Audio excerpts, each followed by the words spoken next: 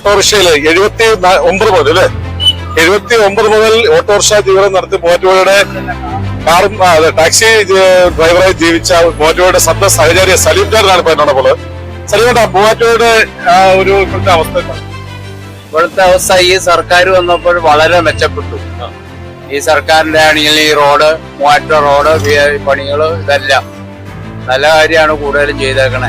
ഈ MLA വന്നിട്ട് കൊഴനാടൻ വന്നിട്ട് ഒരു വകയും ചെയ്തിട്ടില്ല.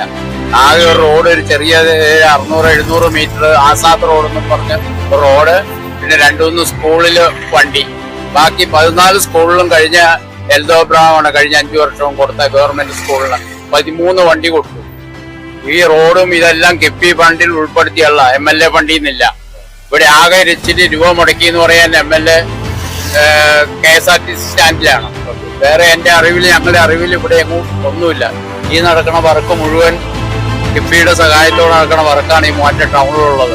ഈ മൂവാറ്റുപുഴയുടെ ഒരു മണവും ഗന്ധമൊന്നും വിട്ടോട്ട് നമുക്ക് മാറാൻ പറ്റത്തില്ല. മൂവാറ്റുപുഴയുടെ സ്വന്തം സഹചാരിയാണ്. അതാ, തീർച്ചയായിട്ടും.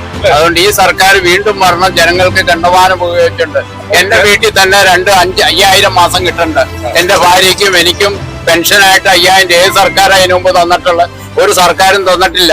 എന്റെ ഭാര്യയുടെ അനിയത്തി, അവർക്ക് മകൾക്ക് കോളേജിൽ പഠിക്കണേന് 1000, 35 വയസ്സ് കഴിഞ്ഞതിന് 1000. ഇത് ഏത് സർക്കാർ ആരാ കൊടുക്കണേ? ഒരു സർക്കാരും കൊടുക്കൂല. അതുകൊണ്ട് ഈ സർക്കാർ തന്നെ വരണം എന്നുള്ളതാണ് 100%.